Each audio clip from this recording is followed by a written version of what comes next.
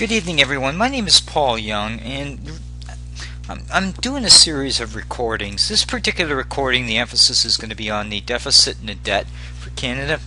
It's about 21 slides, so I'm probably going to try to keep the recording pretty close to 5 to 8 minutes in length, just to kind of highlight different aspects, because throughout the election you're going to hear debt and deficit talk significantly by both the NDP party under Thomas Mulcair, as well as the Justin Trudeau as the leader for the Liberal Party of Canada. And the reason why I bring it up is because since Stephen Harper took power, which was in 2006, he's been basically faced with different things that have been thrown at him. We had a global recession from 2008 to 2009. In 2015, we're struggling with some issues with Europe as well as Asia in terms of economic growth that's impacting our revenue, along with low oil prices. Now, it's not here to put all the blame and say that macro or micro indicators for economics are not a factor in the budget cycle, or the fact that maybe Stephen Harper could have did some alternative actions. What I really want to emphasize is that the fiscal budget cycle and what's driving it, and some of the actions governments will take as part of keeping the finances in check. The very first slide you're seeing here, it ties back to 2008 and 2009 frame, and let me just take you back to that period of time. During that period of time, late in the quarter, we started seeing some economic meltdown, basically from the housing market bubble that burst in the U.S. and basically drove economic growth down. And the problem is, once you see a recession, and typically how a recession is measured, it's measured with 2 successive quarters with negative growth. Sometimes you don't know that you're in a recession till basically you begin one. You can look at some indicators that will tell you whether you got lighter labor, housing starts, or consumer spending. They can start showing you that a slowdown, but the real measurement usually can be a month to 2 months after. And sometimes even with government, you might be out of a recession before you even knew that you were in it. Anyways, the whole debate and the wrangling that went back and forth was both the NDP, the Bloc, as well as the Liberal Party were talking about a stimulus. And what a stimulus means is it's taking money and putting money in to support the economy, because the private sector is not strong enough to support the economic growth. So what the government decided to do, based on actions pushed by the NDP or opposition parties, and in this particular case Jack Layton was the leader for the NDP at the time, they pushed for different facets of a stimulus. One, they wanted the bailouts to forestry, automotive. They really pushed that as part of the bailouts to force that in part of the budget cycle for Jim Flaherty, who was the finance minister of the time for Stephen Harper, as well as the Liberal Party actually asked for a stimulus too as well. So that was putting significant amount of money into infrastructure, different programs to support the economy. Now, what you don't know, and what they don't keep talking about, and what they keep throwing on their social media sites, is they'll keep telling you about the 150 accumulated new debt, but they'll never tell you that most of that was driven by the stimulus and coming out of their recession. And I'll get into more specific details on both how that works. Now, I purposely showed you in this particular slide is the last annual report for Paul Martin would have been 2005-2006. So when he handed over the government, he would have handed it over in 2006, so they would have been wrapping up the fiscal cycle. This is where you're seeing, particularly in the negative brackets here, you're seeing the $13 billion surplus. Now, you'll hear that constantly mentioned, a surplus. Let me tell you what a surplus really is. That means I'm collecting more revenue than I'm paying out in terms of expenses. So how is that a good thing as a government when you're holding that? That means either my taxation rates are too high, or I haven't put some money back into program spending, whether that's military, whether that's Veterans Affairs, whether that's other program spending that drives different aspects of social programs. In this particular case, transfers to the provinces for what we call the 3 transfers. We call them equalization. We talk about the Canadian social transfer, and we talk about the House transfer, and then we also have a territorial formula. That being said, the government in the 90s, as part of the austerity measures, cut back GDP growth, or not GDP growth, expenses to the provinces that run healthcare, daycare spaces, post-secondary school education by cutting that funding back. when Ralph Goodday was the finance minister, he restored some of that under Paul Martin, but it didn't go far enough. They basically bled the system dry for about several years, for about almost a decade, and then decided, you know what, we're going for re-election, let's put money back into the coffers. Stephen Harper honored an agreement that was signed by Goodale and Paul Martin that would allow or ensure that at least 6% of GDP, or 6% growth annually, would go to transfers, into healthcare and the social transfers, as I mentioned. And that's what you're seeing basically as we look into year 2007, 2008. You're actually seeing some of that transfer money, program spending going up, but you're also seeing where Stephen Harper also ran on a process where he was basically policy that where he wanted to cut GST. He brought GST down from 7 to 5% over a period of time. He brought income tax rates down as well to help return some money. So some of that stimulus came in the formation of tax cuts. He also reduced corporate taxes as well. And he also put more program spending in it. So as you see, we started for 2006 to 2007, we paid down the debt. So the debt actually went down to $524 billion in 2007 year end, and in 2008 it went down to $516. Stop there. So we basically, for the first 2 years of Stephen Harper's mandate, he actually ran surpluses. But you don't hear about that from the opposition. What you hear is he blew the $13 billion surplus that he inherited and has nothing to show for it. That's not necessarily true. By putting more money back into people's pocket, he actually allowed them to make their own decisions. At the same time, in 2009, he introduced a tax-free savings account because he was getting the impression that basically people weren't saving enough money. So he was trying to say, okay, with the tax cuts, some of the other things, they'll support consumer spending. Consumer spending which is another facet of the economy that drives it. He also figured people would put money into tax-free savings accounts. So he looked at different ways to kind of people have more control over their money. You won't hear that from the opposition parties. The opposition parties will look at these programs because they're not tax dollars coming into the coffers. They're basically saying is they want to have more control of your tax dollars. I don't know how you feel, but myself personally, I want to be able to be more control of my financial situations. I don't want the government basically managing my money, because in the past they haven't done a very good job, and we've seen that in the 90s under Paul Martin, where basically CPP had some issues whether it was fully funded or not. So that's what you're seeing here. Now what I want to take you to is, well, we had the highest deficit in 2009-2010, but as you watch through and take you up to 2013-2014, we basically gradually pulled money out of the stimulus and allowed the private sector to basically absorb or function properly. Now, you cannot take $55 billion out of the economy through government spending. And if we use like a $2 billion GDP, then you're basically taking 2%, 2.5% of the GDP. The private sector has to absorb that. So what ends up happening gradually, what the government does is gradually pull money out until the private sector is significantly able to handle that. And so by the time we got through to 2014, 2015, Stephen Harper was coming near the end of his mandate, and he wanted to make sure that he could deliver certain things. One was income tax splitting. It's really not called income tax splitting. It's really called the family tax benefit, which is basically replacing the old way we handled families in terms of the non-refundable tax system. But I encourage you to go out to the CRA stuff to learn a little bit about the changes in terms of the tax planning for families, because it's very critical to understand what changed. But that's only one part of policy, and I'll get into some more examples, but I really just want to illustrate basically why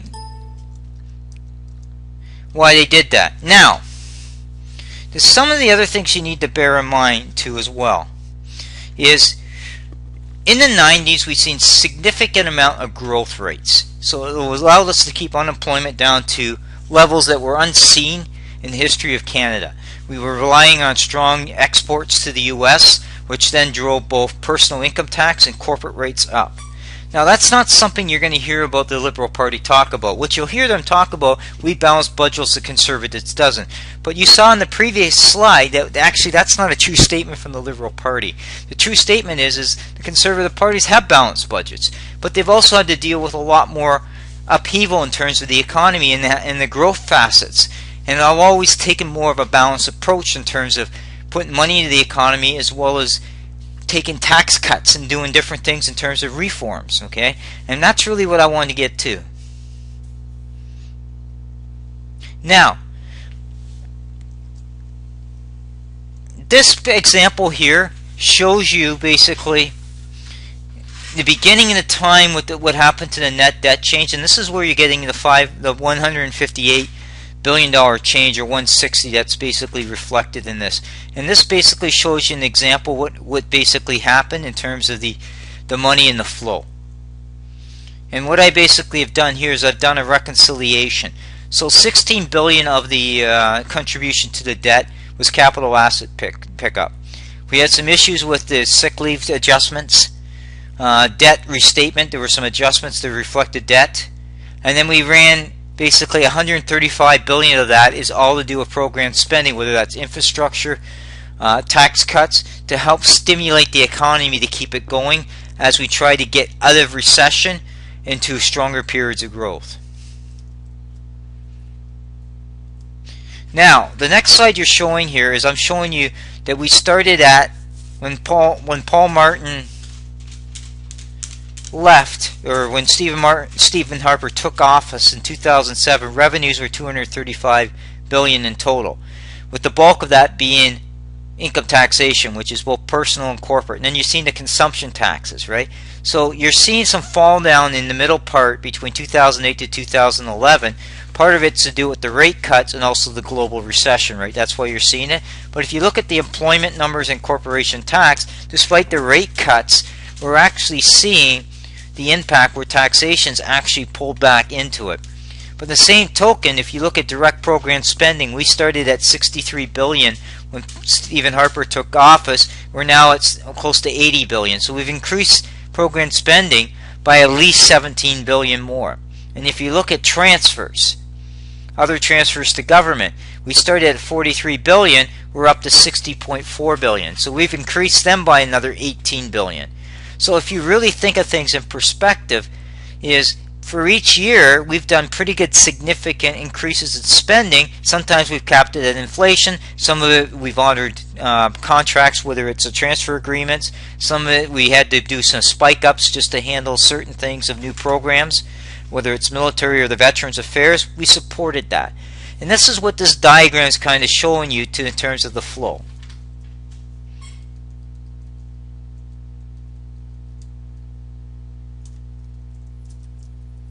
Now, the other thing I want to discuss here as well is that you're going to hear the opposition party talk about a lot of cases about tax cuts, and maybe even so the GST, right?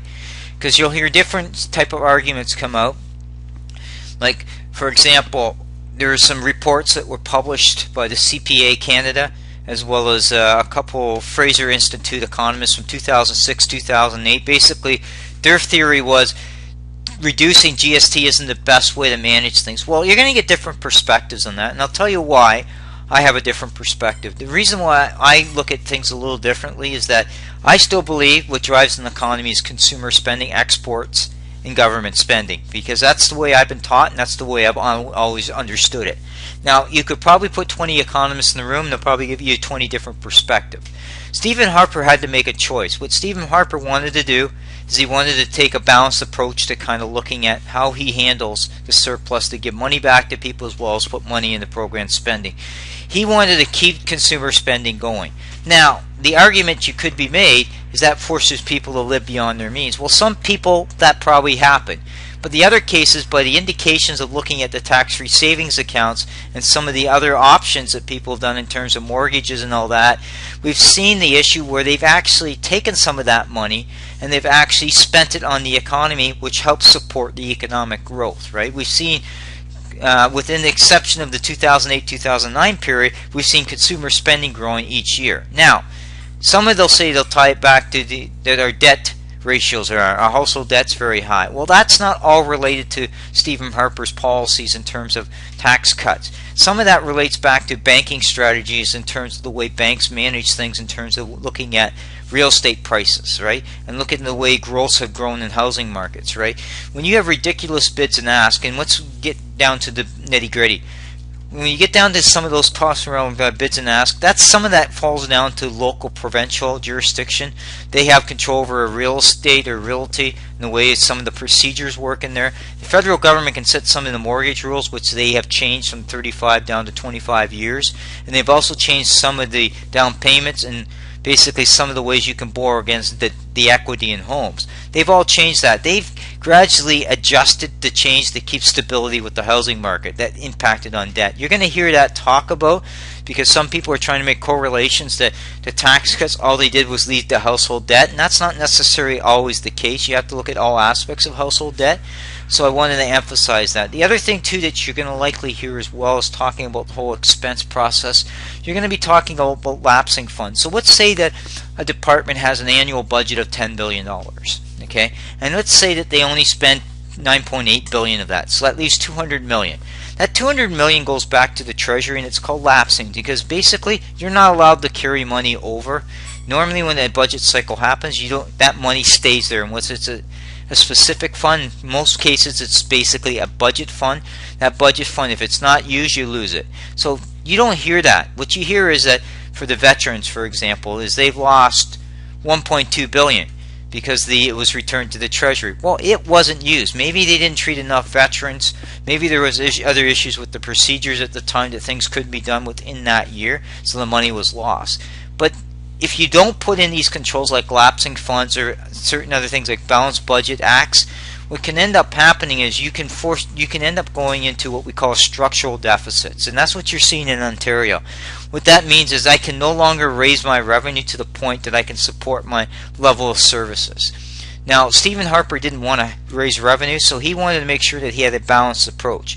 In general, his spending is sustainable. Are there some issues or concerns? Probably, but some of that stuff will be coming down to when he sets priorities, like when you look at defense, look at old age security. If there's other options he'll look at in terms of supplementing it, he'll look at that as part of moving forward. That's not what you're going to hear from the opposition. The opposition, like Mulcair, is actually talking about adding 10 to 12 billion more in spending. But the problem is, if you look at some of his initiatives, he's looking at healthcare, where he's basically saying healthcare has been cut. Healthcare hasn't been cut. What's happening with healthcare is we basically, instead of growing it at 6%, we're tying it to GDP growth of 3%. It's forcing provinces to be a lot smarter in how they handle dollars. Now, Stephen Harper or any government cannot force the governments to be smart with their money. These governments have to start seizing the opportunity of looking at how they operate. Now, it's easy it's easy to throw money at a problem, but if you don't go back to the root cause, you don't fix it. So it's always easy to fix the symptoms, but not the root causes. So I wanted to kind of clarify that position because that's something you're going to hear back and forth about lapsing funds. You're going to hear about commitments about the provinces. You're going to hear about this gap in healthcare funding. A lot of that stuff is just not necessarily true. And it's up to you people to kind of weed through some of these discussions around this to make sure that you clearly understand it. But they also really truly understand the buzzwords. Most of the cases the politicians are going on your emotions. They're not trying to give you a factual position on things. What I'm trying to present you is the hardcore facts of why things happen, why decisions are made. Thank you so much.